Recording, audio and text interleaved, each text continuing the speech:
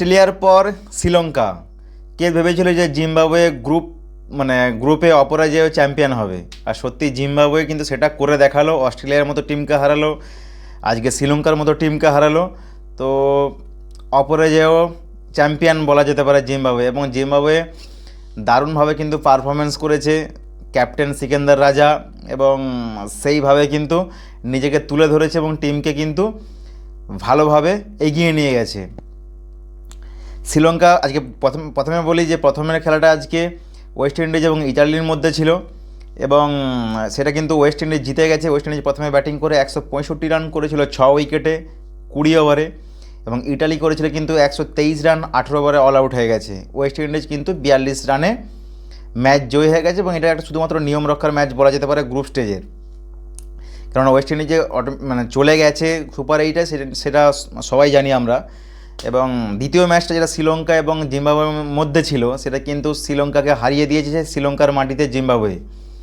অস্ট্রেলিয়ার পর শ্রীলঙ্কা, এই বছর যে একটা অঘটন ঘটতে চলেছে সেটা কিন্তু বোঝা যাচ্ছে, এবং প্রাণপণ কিন্তু চেষ্টা করছে জিম্বাবুয়ে। প্রত্যেকটা প্লেয়ার কিন্তু ফিল্ডিং হোক ব্যাটিং হোক কিন্তু সবাই উজাড় করে দিতে চাইছে পুরো টিমকে, এবং সেটাই কিন্তু তার রেজাল্ট আমরা দেখতে পাচ্ছি। অস্ট্রেলিয়ার মতো টিমকে কিন্তু হারিয়েছে, শ্রীলঙ্কার মতো টিমকে হারিয়েছে, এবং আনবিটেন কোনো ম্যাচ না হেরে কিন্তু গ্রুপ চ্যাম্পিয়ন বলা যেতে পারে।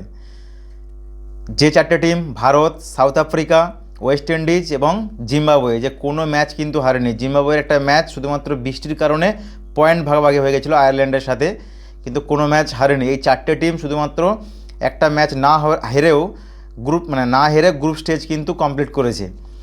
এবং শ্রীলঙ্কায় যে ম্যাচটা, শ্রীলঙ্কা 178 রান করেছিল 7 উইকেটে 20 ওভারে, জিম্বাবুয়ে কিন্তু 182 করে দেয় 4 উইকেটে 19 ওভার 3 বল, মানে 3 বল বাকি থাকতে 6 উইকেটে কিন্তু জিম্বাবুয়ে আজকে জয়ী হয়ে গেছে শ্রীলঙ্কার মাটিতে, শ্রীলঙ্কাকে হারিয়ে। শ্রীলঙ্কা প্রথম নিশাঙ্কা 62 রান করেছে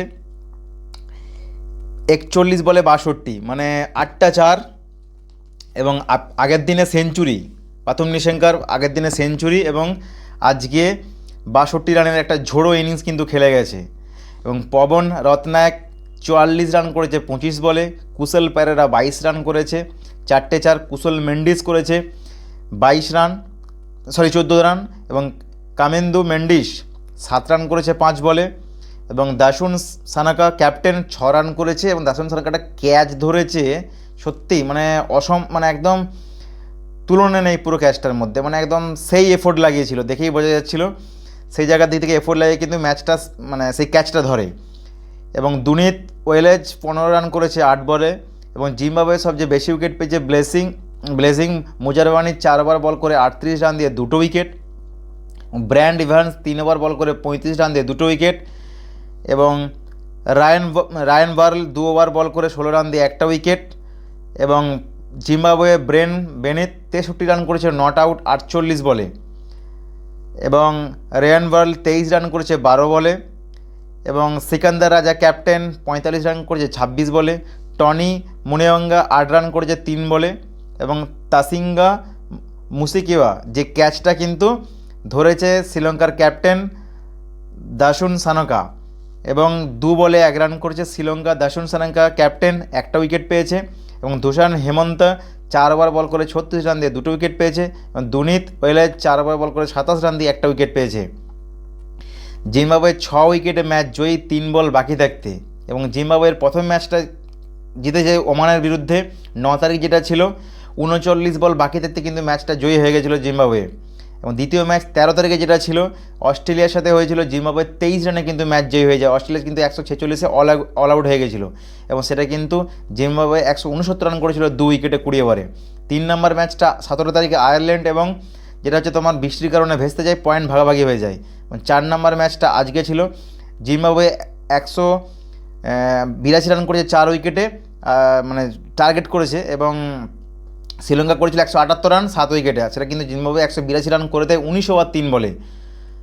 মানে অপরাজেয় বলা যেতে পারে গ্রুপ চ্যাম্পিয়ন, যেটা শেষ করলো জিম্বাবুয়ে। অস্ট্রেলিয়ার মতো টিমকে হারালো, শ্রীলঙ্কার মতো টিমকে হারালো, যেটা হোস্ট কান্ট্রি হচ্ছে শ্রীলঙ্কা এবং ভারত। তো দেখা যাক যে গ্রুপ স্টেজে সুপার 8-এ, যেটা সুপার 8-এ জিম্বাবুয়ে কতটা ভালো রেজাল্ট করতে পারে, সেটার দিকে অবশ্যই দেখব।